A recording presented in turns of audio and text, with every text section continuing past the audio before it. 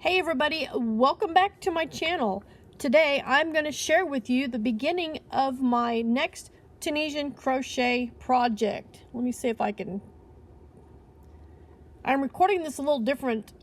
You guys are looking at my lap here because I can't angle the camera correctly sitting at my desk. So I've got you attached on shelf brackets here in my lap. But my next Tunisian crochet project is going to be this. Oops, backwards. It is an owl cross stitch that I got off of Pinterest. I will put a link for this down in the description box below for you guys so you can go check this out. I am using for the canvas, this is some Red Heart. And I apologize if this is all wonky because it's been a really long time since I recorded via my lap. But this is a Red Heart gray color. The color on this is light gray. I figured this would work. It's a light color. It's not too dark or anything. And I like the way it's going together so far. What I'm going to be using, obviously you're going to need a sewing needle, a tapestry needle so you can do the cross stitch. I am going to use the two different colors of purple. And I do have an orange, and I do have black, and I do have white. So all of this picture here, minus in between the toes and stuff, but the eyes and everything, that will all be cross-stitched in. So those colors I do have. I do not have them currently with me because I'm not using them today. And the blue ball of yarn that I showed you in my last video that I said was going to be my experiment piece, I don't know why I was thinking I needed to experiment. Well, I do know why, because I was thinking that I was going to have to do the short row circle for the bottom and then attach, because this is going to be round, in the round, a bag. I know, I'm experimenting here, just hang with me.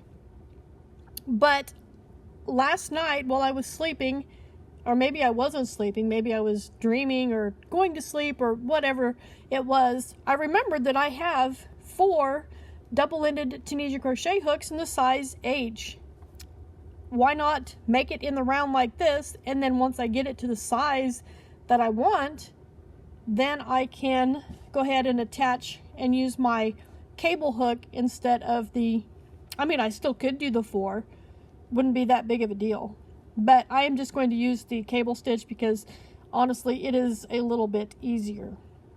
So what I was planning was, if I was doing a flat panel, which I am not, was 31 wide by 38 tall, which would give 4 rows on a total on the bottom, or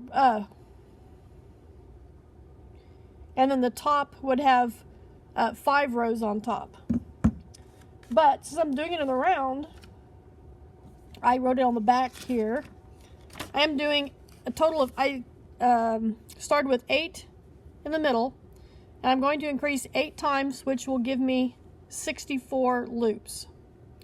So that would be basically, not quite, but a little bit, like 2 stitches or 1 stitch double of what I had on here, because it's 31 wide. So I bumped it up to 32 because 31 didn't really go into anything that was easy to calculate. So I'm going up to 64, and then that's how big it will be.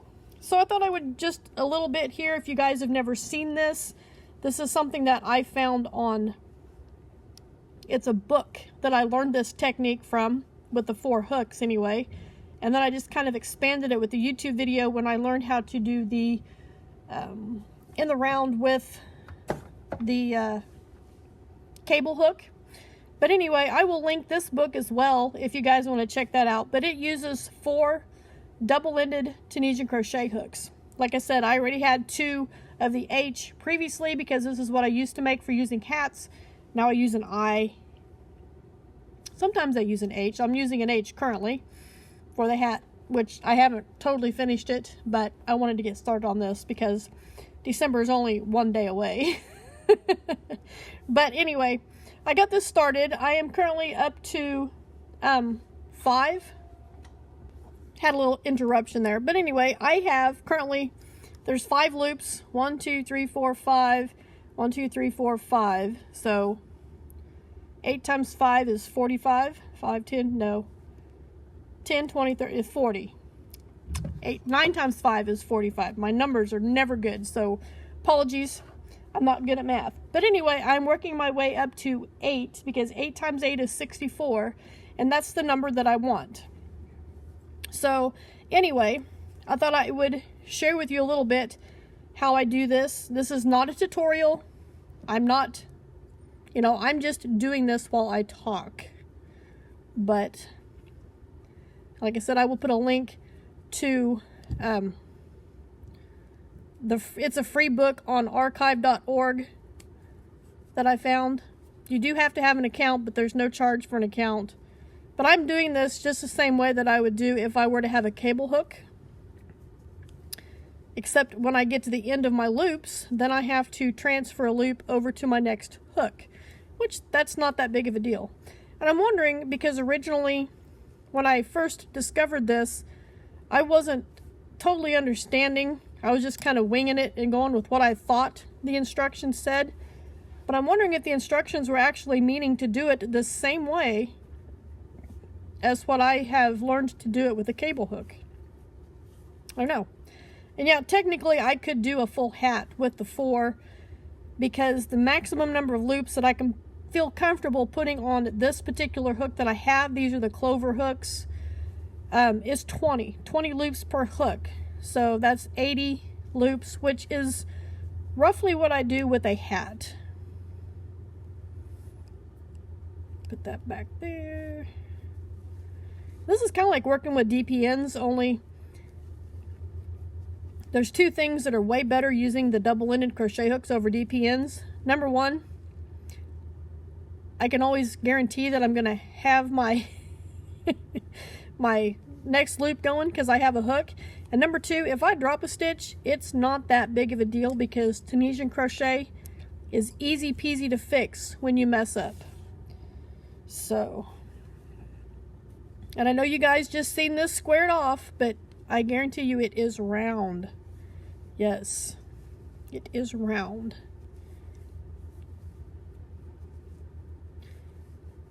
And quite honestly, once I get this big enough, once I get up to the 64, I could probably just start in with on my last row, I will probably just do the cable stitch, or with the cabled hook instead of these. So as I go, this time we have to put 6, I better mark, because I'm keeping track, because I do tend to get a lot of interruptions. I've done 5 loops, now I'm on 6. So I will do this real quick and we will get around to the other side. So we've already got the 1, because that one goes straight up. And it's another interruption. I will be right back with you guys. Alright, I am back. So anyway, I don't know where I was at, but we're doing 6. 1, 2, 3, 4, 5. And then I just go in between to make my increase stitch. So we're going to have 12 on each hook.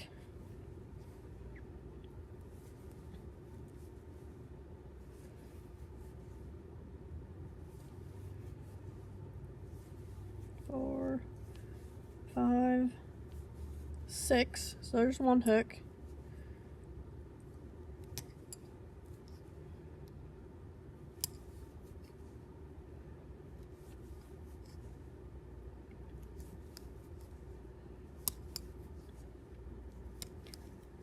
There's 6. 1, 2, 3, 4, 5, 6.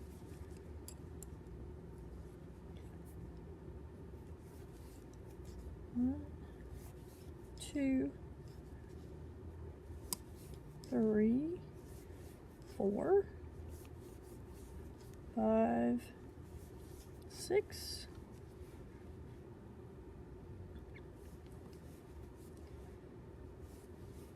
2, 3, 4, 5. There's 6. So we're going back square again. I could make a round square or square around.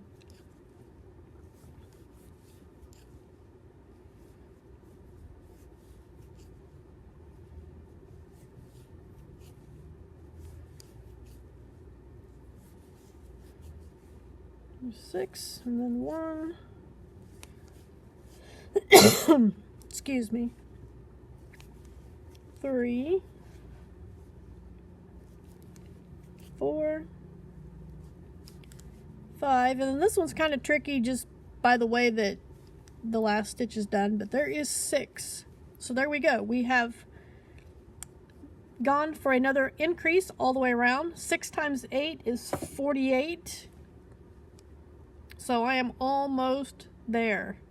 I'm super excited to continue doing this and get this done and move on to the next part of the bag. Hey everybody, I'm back. I now have my 64 loops around, but it's only measuring about 5 inches. 5 inches is right there, so about 5 1/4 inches.